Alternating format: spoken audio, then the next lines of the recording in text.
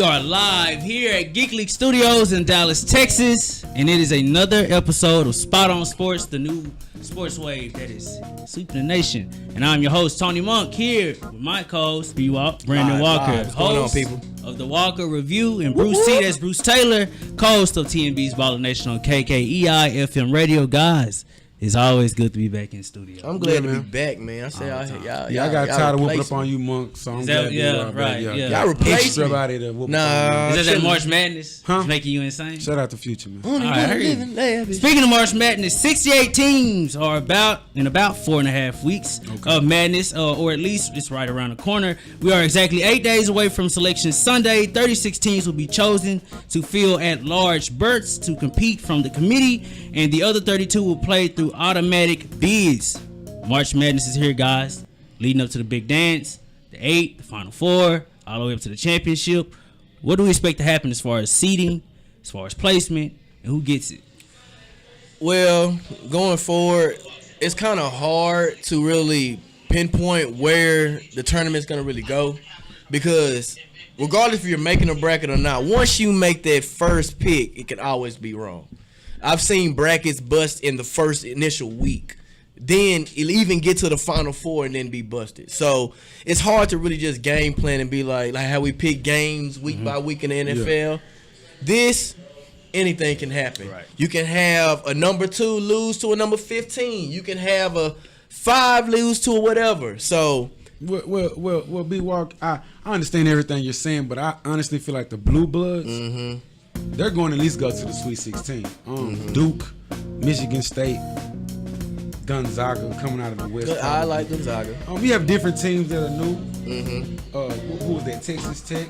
A team like West Virginia. You got to put West Virginia. I like West Virginia, but I don't really. I like the press in the tournament style, but I just don't know if Bob Huggins and his team can actually get over some humps. Defense? When you get to like the round of 32, man, you start kind of the matchups get a little tough. And that is where the Blue Bloods, they dominate. Because if you look at since 1939, UCLA has 11 titles, Kentucky has 8, North Carolina has 6. So those are the teams that you expect to be standing at the top. Duke. Well, Duke, North Carolina, Michigan State, UCLA not so much this year since Lonzo left, because Lonzo was there last year.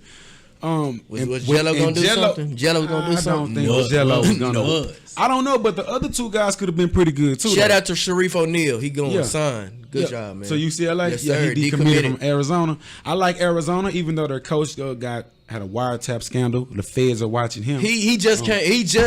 He's going to be returning to the next game, but I don't know how much that may pay an impact, because even with just a lot of different things going on, they can always pay an impact on the team's performance. And I do feel like if the feds do a sweep before the final 8 come, or the elite 8, come, they're out of there. Yeah, I think a team could come in there as a Cinderella story and definitely sweep. Who is that team that could make that Cinderella story? That's possibly not a blue blood team. Honestly, Monk, we have to watch the conference tournaments, because it's really the team that catches on fire the most. So about 7 years ago, we had a guy like Kemba Walker. Yeah, man. He comes in, he plays in the ACC tournament, he wins 4 games in a row, goes into the tournament, March, wins 8 games. You understand me? So you have to just understand and see which teams catch on fire, which matchups are going to happen, because if one team loses, the whole board reshuffles. Right, and it messes up. So you get what I'm saying? So everything we got to kind of see what it is. Well, with the whole mess within the NCAA and, the teams getting in trouble, Michigan State thing, how will that possibly shape out the bracket, or at least through March Madness play?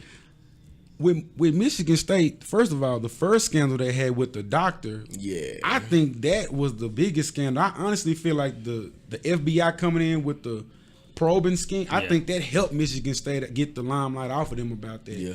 But I think they're going to capitalize. I really think Tom Izzo and the Spartans are going to go to the Final Four. I honestly believe that, because it's been some effect after effect after effect. You've had, like you said, the doctor. Right. Then from the sexual assault cases. Right. Then from the playing the players. So they still honestly, they've dealt with adversity for the last few months now, and they haven't wavered at all. They haven't. So I honestly believe they're battle tested even before the tournament gets here. Once this conference tournament starts next Thursday, you will see who's playing better. You know what I'm saying? Everybody gets into a flow, and you'll honestly see it. Now, of course, you're gonna have games that come down to a wire and a buzzer beater or something like that crazy, but the overall better teams, they're gonna get into a flow. So I feel like North Carolina, I mean, you can just win your matchups, man. And like I said, it's all about who gets selected on Selection Sunday, where you're seated. Seating is important. Which region you're gonna be. Like you literally have to wait and see, and then like once those things happen,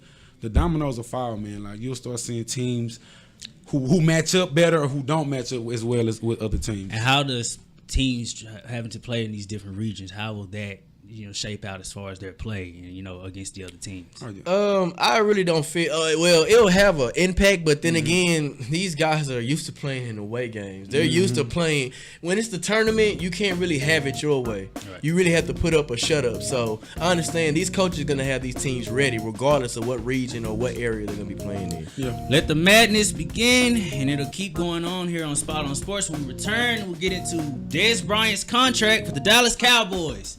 Should he take the pay cut? Or should they cut him all together? This is Spot on Sports. Stay tuned.